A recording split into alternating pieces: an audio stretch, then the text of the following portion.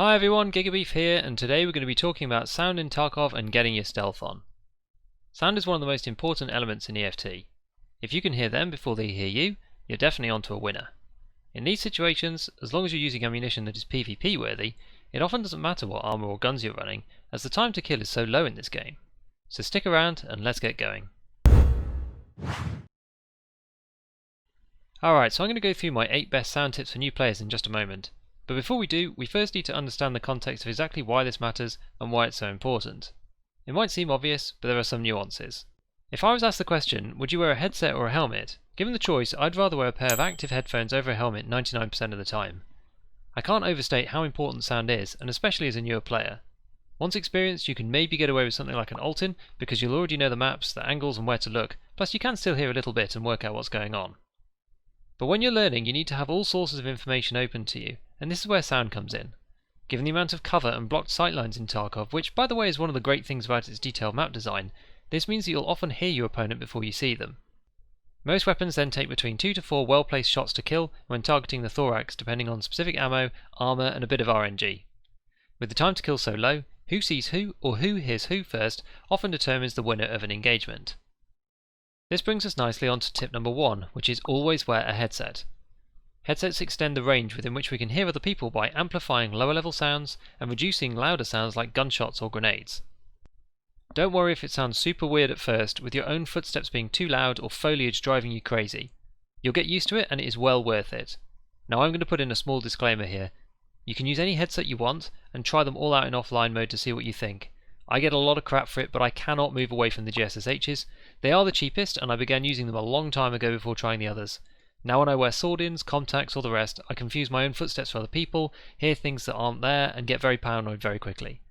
I definitely don't think they're the best headset for most people, but they work for me and my headphones in real life, and I've seen no noticeable difference in audio range versus squad members wearing better headsets, so it's really personal preference. On the other hand, you really want to avoid certain helmets because they act in the opposite direction. Helmets that cover ears deafen sounds and make it so that you can't hear other people as well. The Colpack or the fireman's helmets are some examples of when wearing them it's overall bad. You can't hear, but they're also only level 2 armor, so they don't stop you from dying either. I'm going to cover helmet and headset combos in a video in the future, but for now I'll link down to the wiki page that has this information so that you can easily determine what you can and cannot wear helmets wise with a headset. Tip number 2 is to turn on Steam audio. Otherwise known as binaural sound in the settings, this is turned off by default, so make sure that you enable this. It creates a much richer processing for sound, which practically means that it's easier to naturally tell where sounds are coming from directionally. I was having issues with grenades until very recently, but it seems like they fixed that too, so at this stage I really see no downsides to having it enabled. There are still some sound glitches and bugs, for example people on stairs or completely silent grenades, but these bugs are present in the old version of Tarkov sound processing as well, so you don't avoid these by being on the old audio model.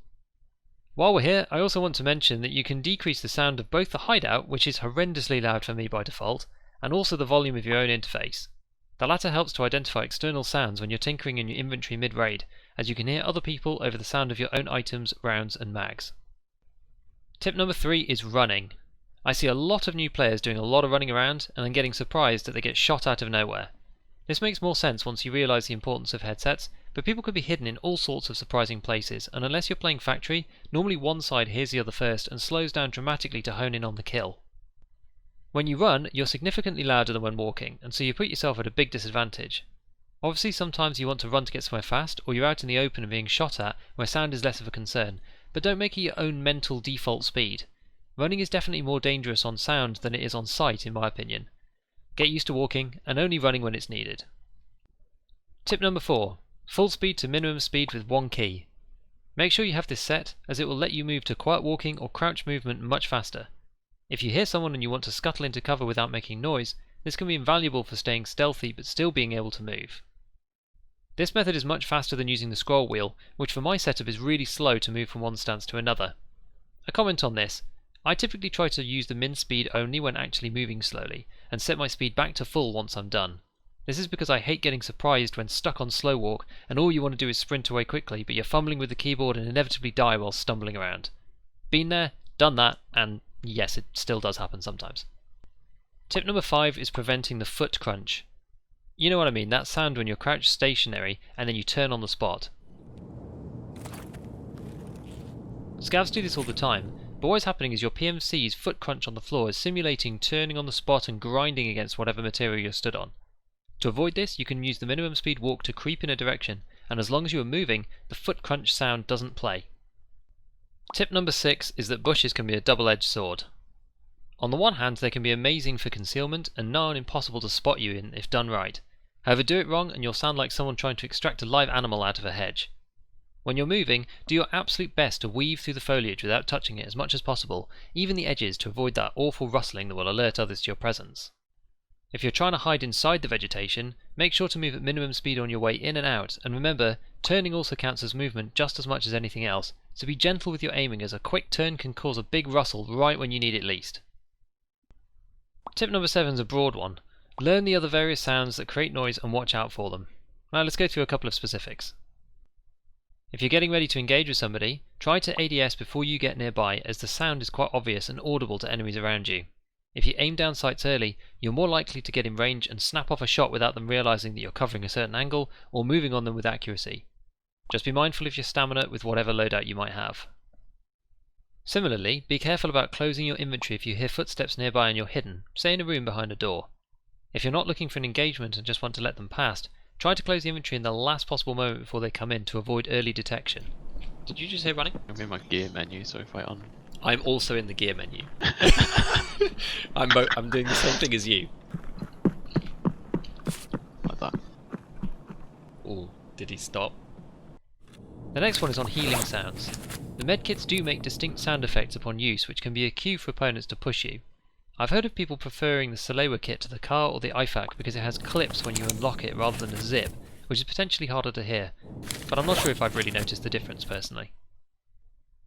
When running a laser, you have to be mindful of where you point so that you don't inadvertently show your location.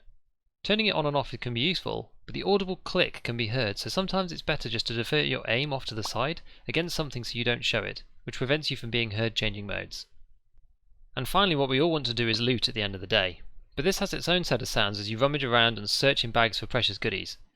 This highlights the importance of clearing the area before you get down to loot any bodies, or at least try your best. Some people are very patient and very good at hiding, so it's inevitable that you'll die occasionally. But don't just dive down straight away like a loot goblin, this will save your life. Tip number 8. Remember that suppressors don't make you silent unless you're quite far away.